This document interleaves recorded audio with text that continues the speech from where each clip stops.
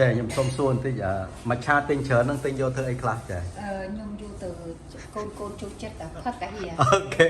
hai mùi ấy chú chết Mùi vô từ chai kia mà vô từ chai kia là nó hả chẳng cả na tinh mùi khoa mũi ở bàn này chai xoa xoa cái đi thôi về chuyện này đi bà có mọi chuyện này nè chắc đạm mà cả lá lố nè pi buôn và mũi cầm bay chết đọp rồi bà đây bà con trơn chơi con trơn bà cái coi chơi bọt tiết bà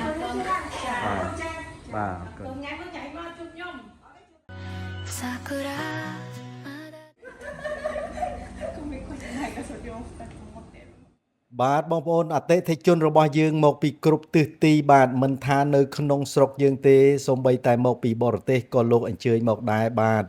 មកពីបារាំងអង់គ្លេសកូរ៉េបាទហើយក៏មានបងប្អូនទិញយកទៅផ្ញើសាច់ញាតិរបស់លោកនៅក្រៅប្រទេសដែរបាទជាក់ស្ដែងដូចជាភ្ញៀវជនជាតិជប៉ុនក៏លោកអញ្ជើញមកពីសាមច្ឆារបស់យើងដែរហើយគាត់មានការពេញចិត្តយ៉ាងខ្លាំងបងប្អូនបាទសូមអញ្ជើញបងប្អូនស្ដាប់យោបល់របស់គាត់ពី3ម៉ាត់មើលបាទហើយបន្តមកខ្ញុំនឹងជម្រាបជូនអំពីអត្ថប្រយោជន៍របស់មច្ឆាចំពោះសុខភាពណាបងប្អូនបាទតើវាបានអត្ថប្រយោជន៍អ្វីខ្លះត្រឡប់មកវិញឆ្ងាញ់មែនតើ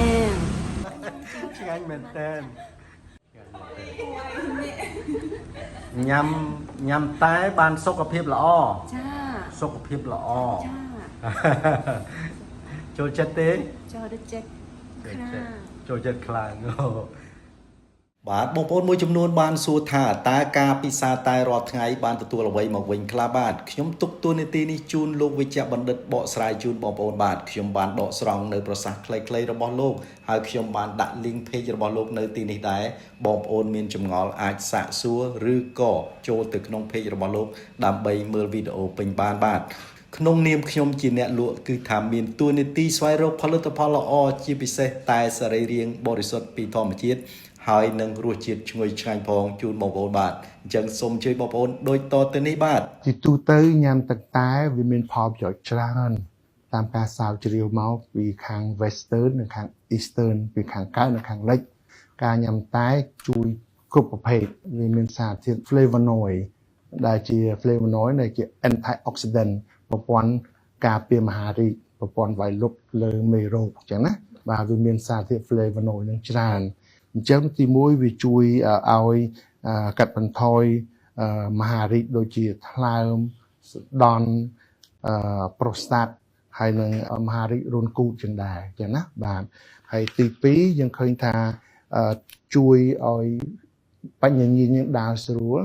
ឆ្លៀសវៃភ្លឺស្វាងញ៉ាំតែហ្នឹងហើយម្យ៉ាងមួយទៀតផងដែរវាជួយកាត់បន្ថយខ្លាញ់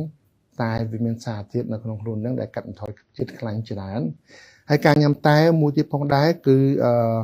វាធ្វើឲ្យការពារខួរក្បាលយើងកុំឲ្យវាឆាប់ចាស់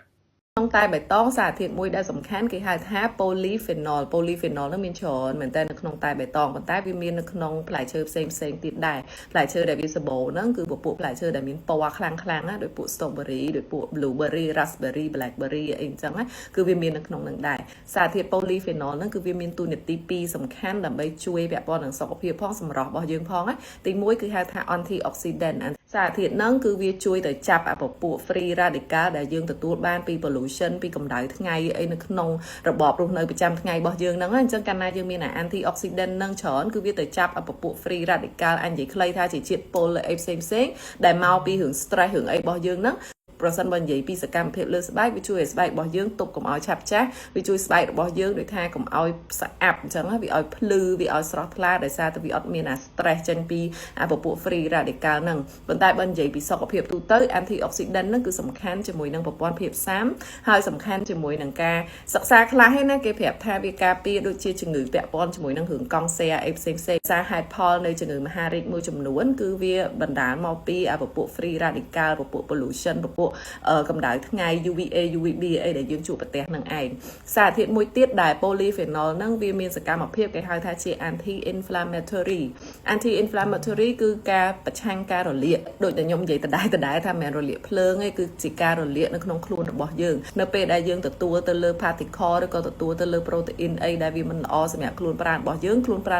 វា មានតួនាទីមួយគឺវាទប់ប្រឆាំងជាមួយនឹងអាសារធាតុទាំងអស់ហ្នឹងហើយកាលណាវាប្រឆាំងគ្នាដូចវាធ្វើសង្គ្រាមនៅក្នុងខ្លួនអញ្ចឹងគេហៅថាវា inflammation បានន័យថាវាចាប់ផ្ដើមរលាកក្រោយពីវារលាកហើយវាអាចឲ្យផលមិនល្អមួយចំនួនដល់សរីរាង្គនៅក្នុងខ្លួនរបស់យើងផ្សេងៗអញ្ចឹងណាអញ្ចឹងនៅពេលដែលយើងញ៉ាំអាពពួក green tea មានអាសារធាតុ polyphenol ហ្នឹងវាទប់អាការរលាកនឹងបានច្រើនគេហៅថាជា anti inflammatory សកម្មភាពទប់អាគ្រឿងរលាកនៅក្នុងខ្លួនហ្នឹងអញ្ចឹងបានអ្នកខ្លះនៅពេលដែលគាត់គ្រុនផ្ដាសាយឬក៏អ្នកខ្លះគាត់ឈឺសន្លាក់ឈឺឆ្អឹងឆ្អែងអីអញ្ចឹងដោយសារតែមានការរលាកនៅក្នុងខ្លួនរបស់គាត់ហ្នឹងដល់ពេលគាត់ញ៉ាំតែបៃតងហ្នឹងញ៉ាំក្តៅៗអញ្ចឹងទៅមួយថ្ងៃមួយកែវពីរកែវអីអញ្ចឹងទៅធ្វើឲ្យខ្លួនរបស់គាត់ហ្នឹងមានអារម្មណ៍ថារៀងស្រួលខ្លួនជាងមុនខ្លះប៉ុន្តែមិនមែនជាការព្យាបាលទេណាគ្រាន់តែវាជាការថមថយនៅរោគសញ្ញាមួយចំនួនធ្វើឲ្យខ្លួនរបស់គាត់ហ្នឹងវាស្រួលខ្លួនអញ្ចឹងក៏គេចំណាំតគ្នាអ្នកជំងឺខ្លះគាត់ផ្ដាសាយគាត់អាចញ៉ាំជាពពួកតែបៃតងញ៉ាំជាពពួក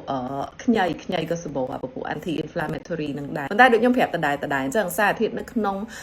ចំណីអាហារឬក៏នៅក្នុងរបបរស់នៅរបស់យើងហ្នឹងវាមិនមែនជាការដែលយើងយកទៅព្យាបាលជំងឺអីមួយទេវាជារបស់មួយដែលយើងគួរដឹងព្រោះអីនៅពេលដែលយើងមានជំងឺអីឬក៏យើងចង់ទប់ស្កាត់ជំងឺអីយើងអាចប្រមូលអាសារធាតុដែលមាននៅក្នុងរបបអាហារហ្នឹងអាចយកមកញ៉ាំបានអមជាមួយការព្យាបាលរបស់គ្រូពេទ្យផ្សេងថែមទៀតអញ្ចឹងថ្ងៃនេះចែកម្លែកប៉ុណ្ណឹងប្រសិនបើមានសំណួរអីទៀតអាច comment នៅក្នុងវីដេអូរបស់ខ្ញុំបានអរគុណច្រើនថ្ងៃក្រោយជួបគ្នាទៀតបាទអ្នកខ្លះក៏សួរខ្ញុំថាបើខ្ញុំចង់ផ្ដាច់កាហ្វេខ្ញុំញ៉ាំ matcha ជំនួសបានអត់ខ្ញុំគិតថាគឺជាជម្រើសដ៏ល្អមួយប្រសិនបើយើងអាចធ្វើទៅបានថ្ងៃនេះខ្ញុំនិយាយរៀងកាន់ជើង matcha តិចចុះដោយសារតែនៅក្នុង matcha វាមានសារធាតុ caffeine នៅក្នុងហ្នឹងអញ្ចឹងកាហ្វេក៏មាន caffeine ដែរអញ្ចឹងអាមួយហ្នឹងវាស្មើគ្នាគ្រាន់តែ matcha វាមាន caffeine ទាបជាងកាហ្វេគឺកាហ្វេហើយ caffeine វាគឺសុទ្ធ 100% ហើយ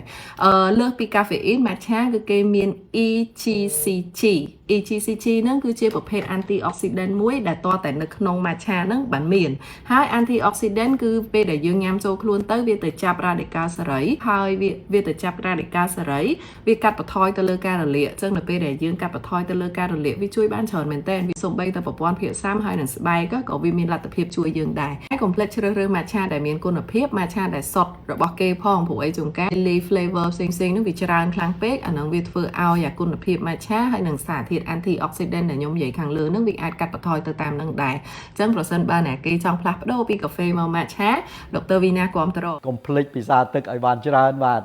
matcha របស់យើងនេះដាក់ចូលក្នុងដបទឹកសុទ្ធតែបន្តិចដល់1ក្រាម2ក្រាមហ្នឹងក្លុកញ៉ាំក៏បានដែរគឺថាជួយសុខភាពយើងបានច្រើនបាទអញ្ចឹងកុំភ្លេចញ៉ាំទឹកឲ្យច្រើនដើម្បីឲ្យត្រជាក់បាទសូមអរគុណច្រើនសូមជម្រាបលាបាទ